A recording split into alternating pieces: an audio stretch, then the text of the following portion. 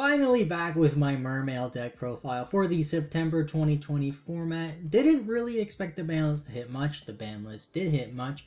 Let me just go through the deck profile really quickly, then I'll explain things at the end. But before we get too far into this, make sure you leave a like on the video if you enjoy the content and want to support the channel. And consider subscribing if you guys want to see combos, test hands, stuff like that. Let me know in the comments down below, and I will definitely do that. So, let's go into the deck profile very quickly. So first off, we have 3 Neptibus with the 3 Diva, with the 3 Dragoons, with the 3 Minstrel. This is like the main cards of the deck. And then the double infantry is another Atlantean name, and the Lapis Dragon. No real explanation needed. That's like the core of the deck. Next up, though, we have Mooling Glacia, of course, still playing it for the discard. For the Mermails, which are more impactful in this variant, I would say, since O-Lion got banned and stuff like that. 3 Teus, 1 Megalo, 1 Pike, put back in the deck, and 1 Gun. I'll go over these in the explanation later. Then continuing on, we have 3 Tenny Spirit Shinada, 1 Shark Stickers, and 2 Arborea for 6 extenders. Then we have Plague Spreader Zombie as the new tuner target to abuse. Hand traps, we got double Ash Blossom, double Effect Veiler, 1 Ghost Ogre, 1 Gamma Seal. I'll talk more about this later, of course, mainly because of Dragoon, if you couldn't figure that out. But the hand trap lineup is definitely subject to change.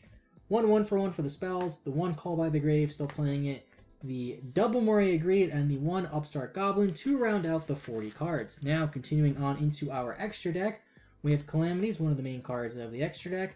We have the Ways to Summon It, which are the Trishula Fusion, and the Croco Dragon, the Halki Fibrax, because it's very abusable. The Link Cross, because it's very abusable. Link Rebo, because we need it for some lines of play. Barricade Board Blocker is a generic Link 2 machine. Auradon, which is still busted in this deck. Marcher, Bahamut Shark, and Toad make their way back in. Love these cards. Herald of the Arclight still in here. Then we got my favorite Link monsters, to be honest. IP, Unicorn, and Appaloosa. So now let me explain the deck farther. Basically, this deck, now I want to give a big shout out to the Mermail discussion Discord server for helping me figure this out. Especially, and I apologize for getting your name, Red Flare. They always change their name a lot, but they post a lot of Mermail combos. They really like VFD, and they're usually the ones where I first see VFD combos. And they're the ones that first brought the attention, the main VFD combo, which I'll showcase in a video later, where you can still make 1-card VFDs with prints. That's why this card is so important. I mean, obviously it's prints and Mermails. Diva gets prints. Diva means Mooling Glacia with a VFD, which is really cool. Dragoons obviously gets one of these and is sent off of these. Minstrel is how we play through hand traps still. I think 3 is mandatory. Yes, we do have Minstrel play through hand traps, but losing 2 Call by the Graves still hurts. Instead of having 6 cards that played through a hand trap or got rid of a hand trap, we only have 4. That's pretty significant. Minstrel obviously can get rid of things like Imperm, get rid of things like Nibiru, which Call by the Grave can't. But the fact that we have access to this card, I think, is a huge reason as to why this deck can still be competitive. Is it tier 1? No. Is it tier 2? No. Is it rogue? Yes. I think it's a very good rogue contender still, mainly because of Minstrel and the fact that it can trigger Dragoon so easily. Minstrel just allows for so many combos, not only because it lets you play through hand traps, but because it actually helps facilitate those combos by getting the Dragoon search. Then we have double infantry, mainly as a name for the Atlantean, going second you can pop face up cards. Pseudo extender, I don't like calling this card an extender, although there's definitely an argument for it, because what you can do is normal summon this, then you can get an additional normal summon for Prince or Diva, which can make your plays live. And as you know, Prince plus extender is basically the same thing as just Diva, except it's a little bit safer. It's mainly just a name. You need another name for Dragoons. If you open double Dragoons, you need something to send. You could play the one that pops face downs. I don't think it's really that important because most face downs are chainable anyway. But still need the name. You can cut it to 1. You can bump it to 3 if you want. It's really up to you. Then we have the Lapis Dragon, the main card for the tuner, for going to Halki Fibrax if you open Prince. Definitely a strong argument for playing multiples of this. You can play 2, you can maybe even play 3 if you really want to. I think 1 is fine, 2, I understand 2. 3 might be too much now that I think about it, but this card, just being a tuner that you can get so easily, is why it's so good. It's your Halki Firebax monster. Mooling Glacia, because there's so many lines of play you can go into. You can just randomly drop it. If you hard open it, you can just drop it.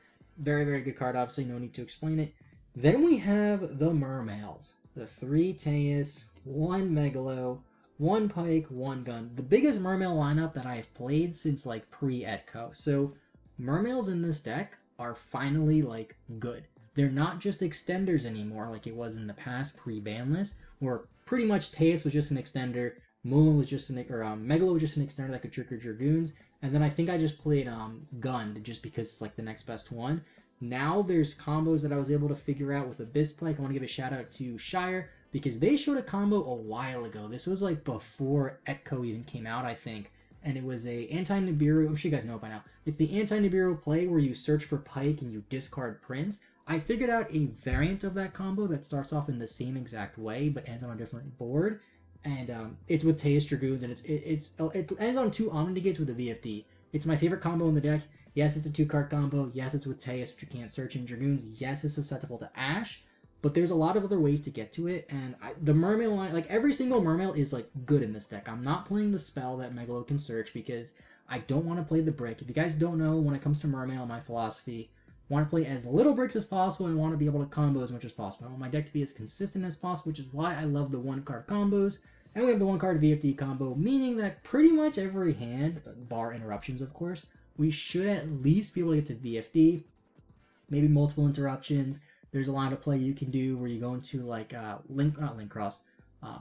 Masquerena with an extra monster on board to go to Unicorn, and you have like 4 interruptions, and 3 of those interruptions are like a Croco Dragon pop, an IP pop, and it's just... The Mermails actually do stuff now, which is what I like. I'm not playing the rank 7 Gaios. I was considering it, but there just wasn't really much space. Gun is arguably cuttable. More of just an extender. There are lines of plays, by the way. If you discard this off a Barricade board blocker, you can bring back Teus. That comes up, honestly. Pike facilitates more plays for Bahamut Shrug, which gets you Toad, which is great. Same with the Tenyi Spirit, which we'll get to in a second. Now I have my extender, so I'm playing a lot of extenders. I'm playing 6. So, double Arborea, 1 Stickers, 3 Shinada. So Shinada's here because it's the level 4. This plus Dragoon's normal summon, you get the Toad, full combo, pretty nice. Stickers is really here because I just wanted another extender. I had space. You can cut it, you can play something else, play another hand trap, play a 3rd Arborea. This somewhat allows you to play around hand traps because it's an extender with Diva, because you have the whole interaction with Diva and the hand trap, missing timing, whatever. And then Arborea is actually needed because you need to search it off of Pike, because Pike searches a level 3 water. This is level 3 water. So in the combo I was telling you about with Teus Dragoons, you search this and then you special it, and you can synchro into Herald with a token off of Lindcross. You can play 3 of this if you want. You search it, so it's not that bad. I really like it because in a situation, like what you could also do is you can play Almirage. So if your Diva gets hand trapped and you have this in hand, you just go to Almirage, special this, and you got Hockey Fireback, which is pretty nice. But yeah, 6 extenders, pretty standard. Or not pretty standard, but you understand why I'm playing it. 1 Plague Spreader as the new tuner to abuse, because this card's insane. I'm surprised it wasn't really played much before. I guess Jet Synchron and O-Line were just strictly better. But I honestly feel like the deck might be able to put up better boards with Plague Spreader, as weird as that sounds. I've had more fun playing with Plague Spreader. I feel like the deck is a lot less linear now, at least the variant that I'm playing. I haven't really seen many other variants at all. I thought I would be late with my deck profile, uploading it like 3 days after the ban list, but I haven't seen any other deck profiles or combos as of yet. The Plague Spreader is really good. The Death Spot would probably still work if you play it. I know there's that like weird, I don't think it's a tuner even, it's like a Mecha Phantom Beast card that like summons 2 tokens. You can play that, like I've seen combos for like Infernoble using that. And I guess it could work, but again, I just want to play less bricks. Highest ceiling possible with the least amount of bricks. And really the only true brick in this deck is Lapis Dragon. Sure, there's cards you don't want to draw, like Plague Spreader, but the only actual brick is Lapis Dragon. It's not like in the past where you need to play 2 online because you draw 1 and you can't combo. Definitely liking Plague Spreader a lot. Then the hand traps, double Ash, double Veiler, 1 Ogre, 1 Gamma Seal. So I just had an extra slot and figured it's best to put another hand trap in because we have so many 1-card combos. The hand traps don't really clog, which is great. Gamma Seal really just because it gets over Red Eyes Dark Dragoon, and I'm siding the other ones. I'm still playing the Ogre, but I'm unsure if it'll still be good with Adamantipator out of the way. It probably still is good, but I like having hand traps with different names. Then the double Veiler and the double Ash because Ash is once per turn, don't want to draw multiples. I like this lineup. Maybe I'll bump Gamma Seal to 2 in the main and cut something else, but yeah. Then for the spells, 1 for 1, Extender, get into Prince easier. Call by the Grave, just another way to play through hand traps. I still think it's needed at 1. Sure, it's sacky, sure you won't see it a lot, but the times you see it, it'll be really good. Double Moray to fix hands a little bit, And then the one upstart, I am not playing Pot of Avarice. I am not playing any other draw cards. Not playing Surface or Salvage, whatever. I just want my cards to be as live as possible, as much as possible, I should say. And Mermail helps put back the Lapis Dragon, which is the one card you really, really don't want to draw. These are 5 spell cards. I am playing, I think, only 1 non-water monster and Plague Spreader, so that means I have 34 water monsters. So I believe it's 34, unless I'm missing. Oh, I guess the hand traps too. I have like 30 water monsters. Okay, so give or take. So Mermail will always be live. Very, very good card. You could play Avarice, but Avarice is only live if you have a really good hand, and I just like Mermail to shuffle back the one of Lapis Dragon. Now, extra deck. 1 Calamities. At worst, you Calamities pass. That's why you play it. Not much else to say. Trishula Fusion, because you need to go into Calamities. Never use the effect. Croco Dragon, I love this card. There's situations where you could play Trishula instead, and you could like hand loop 3 with Trishula and the Mullin, and then end on VFD, which is pretty cool. But there's also situations where you can't make Trishula and you have to go to Croco Dragon, so that's why I'm playing this over the Trishula. You could play both if you have the room, but I thought Croco Dragon was a bit better. Also lets you draw cards. Pretty cool. Halk, going to explain it. Link Cross. Basically, all of these next couple of cards, Halk, Link Cross, Oradon, and Marcher are really just combo piece that you go into almost every turn. And then depending on the line of play, you might go into Barricade Board Blocker because you need a machine. Might go to Link Rebo because you need to tribute off a token and bring it back. There's a lot of situations where you summon Prince, send Dragoons, add Lapis Dragon, link the Prince to Link Rebo because later on in your combo when you go to Link Cross, you need to tribute one of the level 1 tokens to bring back Link Rebo because the level 1 tokens cannot be used as link materials. So that's how you circumvent that a little bit. Shark and Toad comes up a lot in this variant. If you open Shinada and Dragoons, you just special normal overlay, detach, bring out Toad, special Lapis Dragon, and then you go into Halki Fireback to Lapis Dragon, the Bahamut Shark. There's the play with Teus Dragoons where you search for Pike and you search for Prince, and then you summon Prince or summon Pike, discard Prince, bring back Dragoons, overlay Goons, and Pike. It comes up a lot in this deck. You don't really need to play 2. I thought maybe I would play 2. Like, I thought about main decking the Frogs too, but I just feel like they weren't needed. Frogs are still good if you want to play them, but I want to be 40 cards, I want to be consistent, less bricks, and Ronin is not a super brick. It's you know, more like a draw. Like, drawing Ronin is kind of like drawing Plague Spreader where you don't want to draw, but it's not terrible if you draw it, compared to Lapis Dragon, which is like a straight-up Garnet. Herald, because you can go into it with Marcher and a Link Cross token. Usually you go into with Arborea and a Link Cross token. Weird Hands, Prince and Arborea. You can, even through interruptions, you can usually at least end on Arclight, which isn't great, but it's through interruptions so, and with a bad hand, so that's why I'm still playing it. No Savage Dragon, because there's really not an easy way to get to it. I'm not playing, I don't think that it's even possible for me to summon Savage Dragon unless I, like, summon Lapis Dragon and then synchro it with Gund, I guess. I think that's 8. I am also not playing the Fishborg Tuner, should have mentioned that earlier.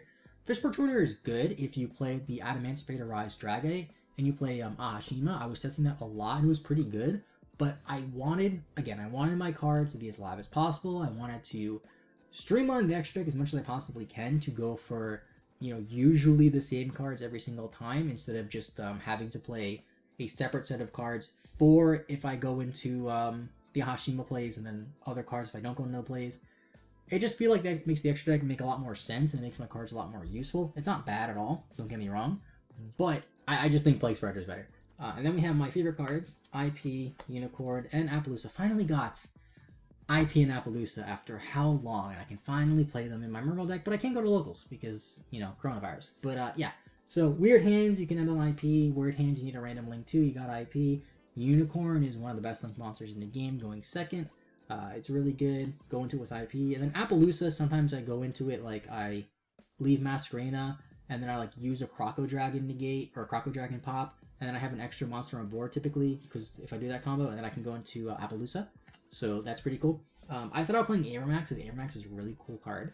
I can go into it through IP, but there just really wasn't space. But yeah, that is going to be my Mermail deck. No side deck because, you know, it's format dependent, I guess. I mean, you can figure out the side deck. It's pretty much going to be like evenly matched if you have it, tactical talents if you have it, hand traps, more gamma seals, gammas maybe. Either way, that's my Mermail deck for the September 2020 format.